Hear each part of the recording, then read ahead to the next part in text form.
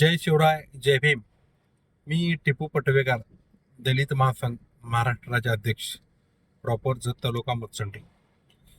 मी अनेक वर्षापासून लहानपासून बघतोय, 2004 पासून किंवा 1999 पासून लहानपासून बीजेपीला जतमध्ये अनेक वेळा बीजेपीचे आमदार, जेव्हा नाव नव्हता भाजपचा आमदार होऊन गेलेले आहेत.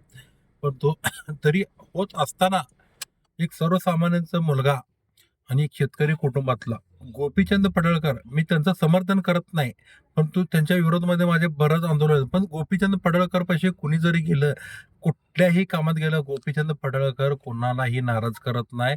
एक सर्वसामान्यांचा नेता म्हणजे गोपीचंद पडळकर सारखाच नेता असावा. आम्हाला जतला इतकं वर्ष, अनेक वर्ष झाले एकदाही मंत्रीपद मिळालं नाही, कारण की दुष्काळ तालुका आहे आमचं. जत तालुका असेल, आटपाडी तालुका असेल.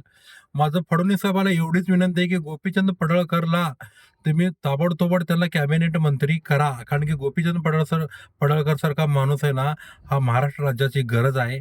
आणि अनेक नेते वेगळे वेगळ्या पद्धतीचे जातीवादीचे राजकारण पेरायचं बघितले, दंगली घडवायचं बघितले, त्यांना कॅबिनेटमध्ये देऊ शकताय.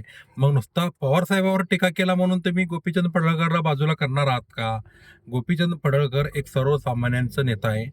फडणवीस साहेब, तुम्हाला मनापासून विनंती सांगतो, आमच्या गोपीचंद पडळकर शेटला तुम्ही मंत्रिमंडळामध्ये घ्या.